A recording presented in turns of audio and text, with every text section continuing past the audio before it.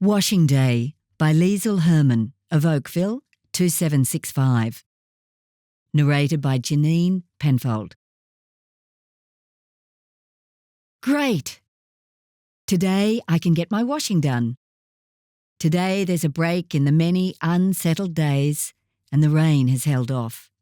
I must hurry, for who knows what the weather gods have yet in store for me. Make hay while the sun shines, I say. Hang the washing out while there is sunshine. The suitable cycle of my machine is soon chosen, the timer set, and the machine put into motion.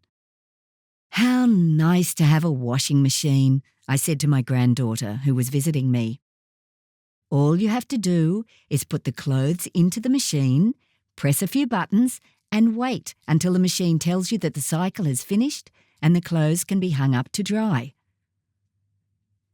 Did you have a washing machine in Austria? My granddaughter asked, while helping me to hang my load. No, I replied. Not until we came to Australia. No one had a washing machine where we lived. My thoughts went back to the time after 1945, when we had found refuge in a little mountain village in Austria. Hardly any of these ancient farmhouses had water indoors, I continue.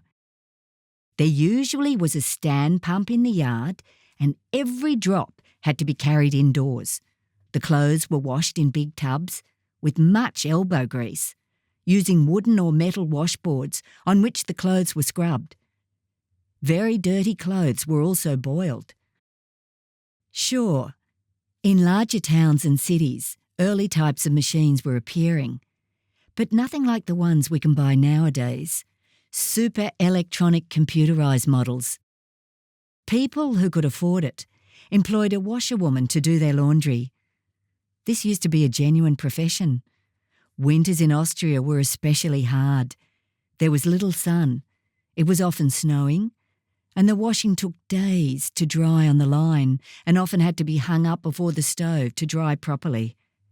You often took them off the line, frozen stiff as a board. Then they had to thaw out once again indoors.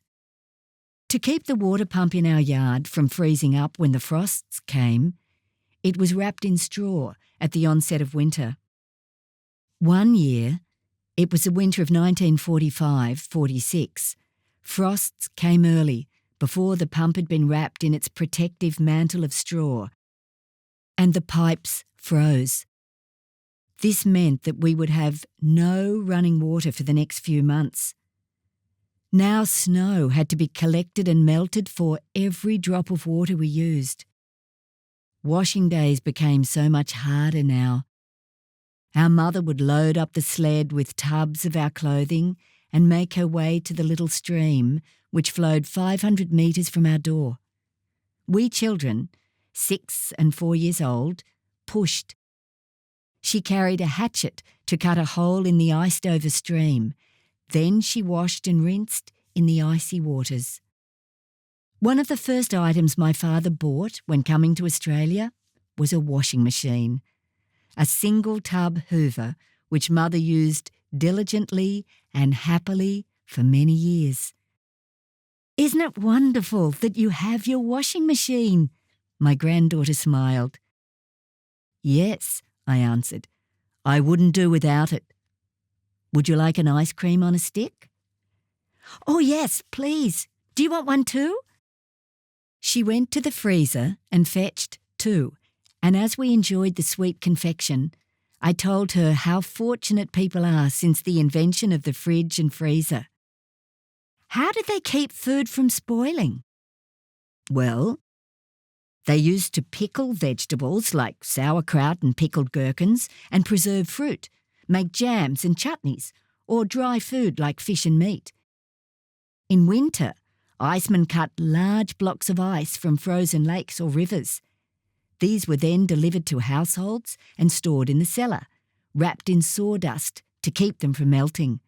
Food, like butter, eggs and milk, was kept cool like that, and the blocks usually lasted through the summer months. Your great-grandmother used to have such blocks of ice, usually kept in ice boxes. They kept perishable food very adequately. Did they have ice cellars here in Australia? They used to have something that was called a Coolgardie safe. What was that? That was a wooden construction or a cupboard with hessian covering attached and water dripping on the hessian, which kept it wet. When this wet hessian was exposed to a breeze, the water evaporated and cooled the air inside the safe. It was mainly used in the hotter parts of Australia. Over the last 100 years, the electric fridge was developed and improved. When we moved into our house in 1950, we first lived for several months without electricity.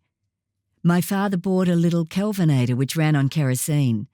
It worked like the kerosene lanterns, with a compartment under the fridge which held the kerosene. These fridges were in general use where electricity was not available. Nowadays, fridges come in many sizes: fridge and freezer compartment, even ice makers, although that is the height of luxury.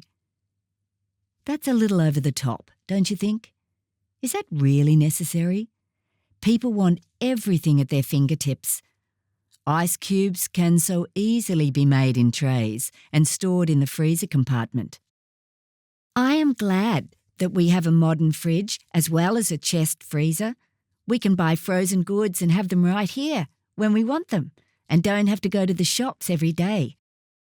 My granddaughter saw the benefits of modern refrigeration. "Well, dear," I said, smiling, "you can go to the freezer and get a packet of mixed veggies out for me. I will need them for dinner. And there's a bag of bones for the dog somewhere. You can give him one. He can have a treat." The end.